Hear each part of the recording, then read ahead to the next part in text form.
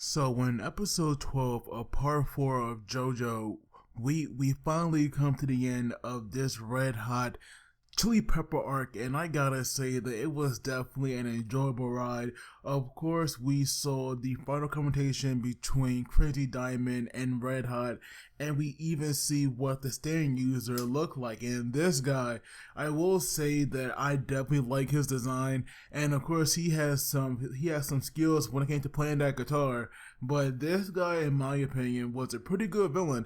I definitely enjoyed this arc. You know, like I said, every week JoJo has been freaking amazing, and of course this episode right here was like no different. And this villain, you know, just from how strong he was, I definitely like how our characters were able to like take him down, because it definitely wasn't on like some BS. Because even though Okuyasu was the one who really put him down for like the count, he was still very weakened from that fight he had with Josuke, because that right there was like one heck of a battle, and that right there was obviously like the highlight of the episode. And so this episode starts off where we have Jotaro, Josuke, you know, Koichi, and Okuyasu, and we see now that Jotaro, he was using Star Platinum to look out of the ocean, and he could see that the boat was like, you know, was approaching the shore. And so right now they definitely, you know, have to go out there, you know, to protect Joseph, because that right there is what Akira, you know, main objective was, you know, killing him. And so right now, Jotaro, he was the one who had realized that, of course, Akira, he would want to reach that boat as fast as possible. So he would not use like this speedboat that they were renting. He would use this remote control plane, because that right there would easily outspeed a boat. So that's why they were like keeping an eye out for that. And so we have Josuke, who was like using his stance to make sure that Red Hot was not hiding in the battery of the boat, and that right there wasn't the case. And so we see now that the ones who were like going to go there would be Jotaro and Okuyasu. And so we have Koichi and Josuke staying behind, because Koichi's stand has a very long range of 50 meters. And so, of course, if they find the user, they could, you know, report to Jotaro and Okuyasu, you know, right away. And so right now, where we have our characters playing up, we see now that on the boat, we have one of the Speedwagon Foundation members, you know, going to let Joseph know that they'll be arriving soon. And so we see now that Joseph was like looking for his cane, because he needed it. And we see now they was like right in front of him, but he didn't realize that till a few moments later. And I gotta say, it's definitely like kind of sad to see just how old and like senile Joseph had become, because right now it's been like 16 years since part 3, but I know that Josuke was like more than that time, so it's been like 14 years since part 3 or whatever. And just seeing how much, you know, Joseph has aged now, seeing him like this senile, like old man, is definitely, you know, kind of heartbreaking, because we have seen this guy now for 3 parts, where we have him in part 2 for his younger days. We see him in part 3 as this really ripped old man, and then now we see that even though he definitely still has like some of his muscles there, because he's not some old fragile type, it's still kind of crazy to like see him like that. But regardless, now going back to Josuke and Koichi, we see now that Chili Pepper, he actually appeared before them, and we see now that when he did that, his stand user also appeared as well. And this guy was definitely, you know, like had that rock star thing going on. He even had that guitar, and we see him now playing it, and he definitely has some skill. And so apparently his dream one day was to like knock out people with his performance, and of course he had the skills for that. But right now he just have to make his way there. And Jotaro, he was definitely right on the nose, where he you know, told them all that that the user behind this was like probably stealing a plane, because we see that like that he had one there. And so right now this user Akira, he already knew that like they were using a boat to go to the ship that just won. And so apparently that right there would like take them 8 to 10 minutes to actually get there, but with this plane it would take him no longer than 5. And so now he had plenty of time to get there. Excuse me. And not only that, he also had enough time to also, take care of Josuke and Koichi. And so right now, because of that, we see that we see that this user, he was so confident like in his skill, he was saying how he will only use a pinky to actually deal with deal with them, just like how we dealt with Okuyasu. But we see now that that Josuke will like, if he was going to make rules, then of course Josuke would make his own as well. And that right there really set Akira off, because he was thinking that Josuke was like being kind of like cheeky and smart with him. And we see now that that Josuke, he was like so furious to the point that we see him now punching his hand, but mainly his pinky, and actually breaking it. And so we see now that that Akira, he was now so furious to the point where we see him, talking about this rage of his, and somehow he was like able to actually fix his pinky.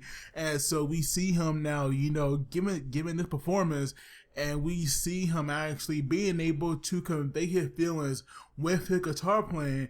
And so he was so mad to the point where he said, "I'm gonna kill your mothers too." And that right there really, has set, Josuke off. And that's where their fighting, got started. Oh, and also throughout the episode, I definitely like how Josuke was like battling with these feelings that pertain to how we felt toward Joseph, because even though that right there is his father, he has like never been in his life and never even met him, so he was not sure how to feel. But of course he does not want to let him die, because that right there would really affect his mother. But of course that right there will like really affect him as well, even though he does not want to admit it, because that right there is his father. Like losing a parent is definitely like kind of hard, no matter what the circumstances are. And so now where they start fighting, we see that that Chili Pepper, it actually got a whole lot stronger and definitely a lot faster. This stand, it is just no freaking joke, and that's why I definitely like it so much, because it pretty much has like everything you want to understand. It has the power, it has the speed, it can also, continue to get stronger, depending on just how much electricity, can absorb. Like this stand almost seemed unstoppable, but of course there were like certain, circumstances that led to its demise. But we see now how it even outpowered and outspeed, Crazy Diamond. And that right there is a feat in itself, because we all know that now I do believe that it was confirmed that either Crazy Diamond was like faster than Star Platinum but not stronger. But so the fact that it's definitely one of the fastest stands out there, and Red Hot was like able to get faster than that, and of course even stronger as well. That right there was insane.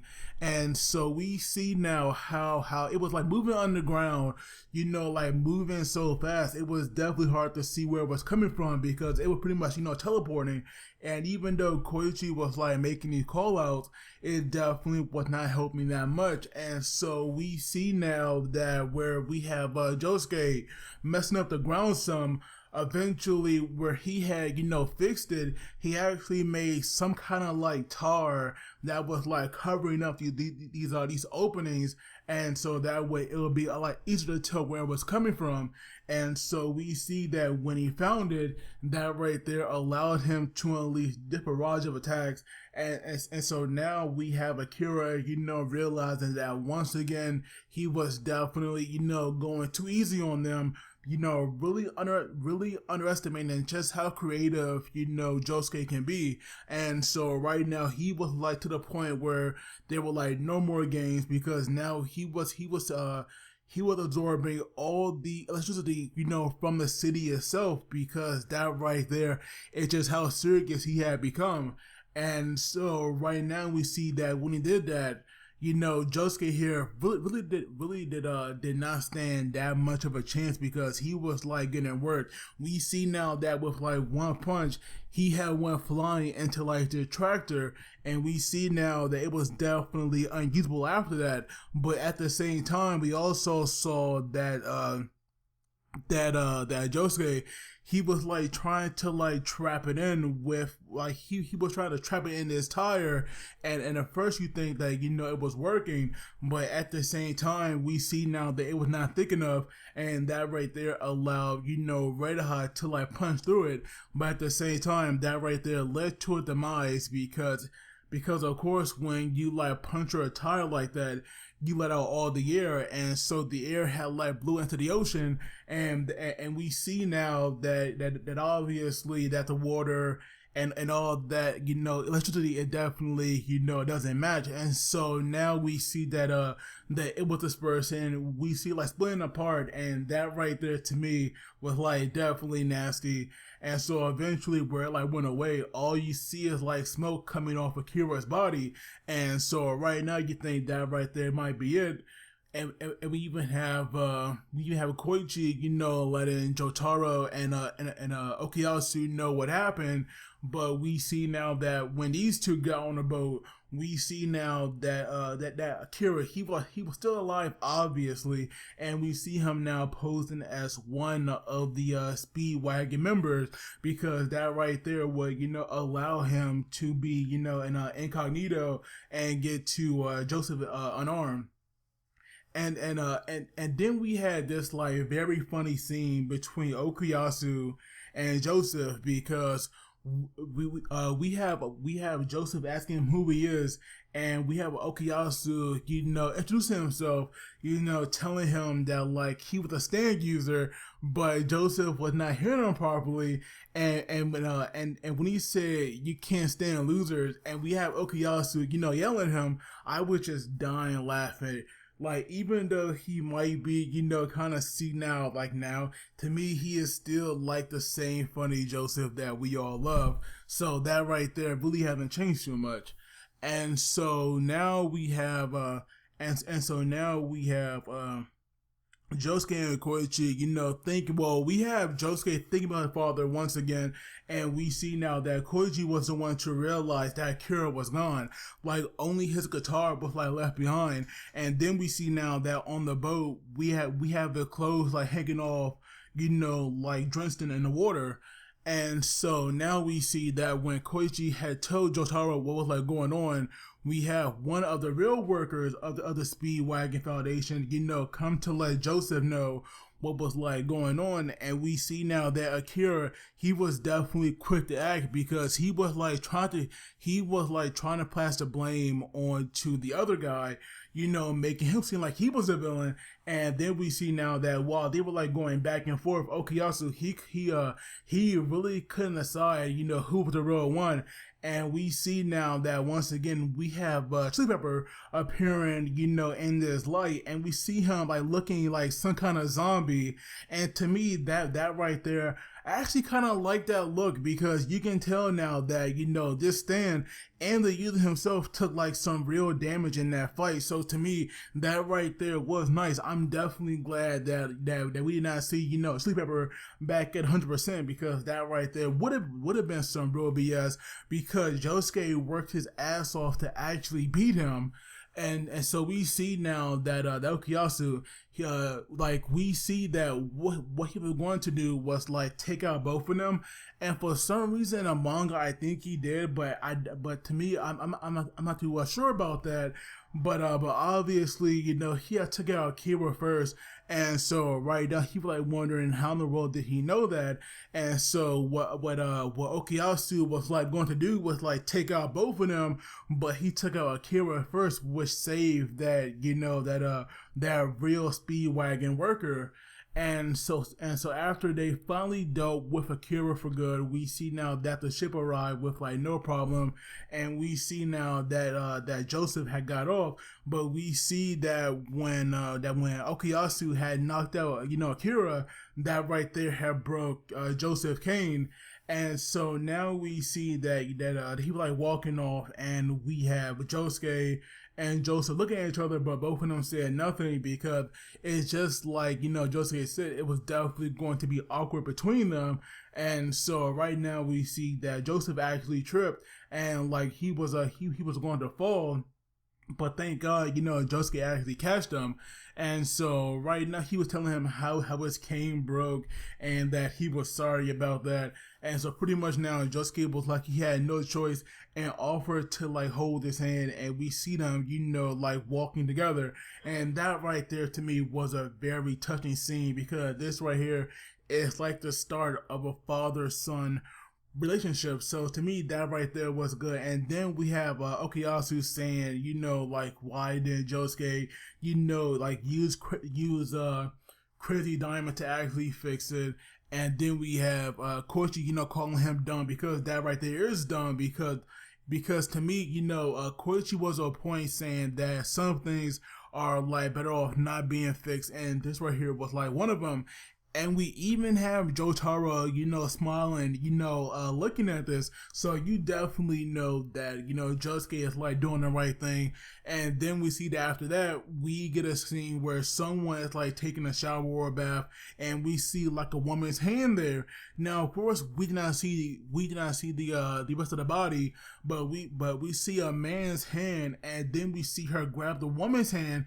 And we see now that when he picks that up, that right there was like all there was, like a woman's hand and like a little bit of her arm. And so apparently, that arm is like still kind of fresh, which is like sick to say, because we saw like a drop of blood, fall from it and land on the floor. And that right there is where the episode ended.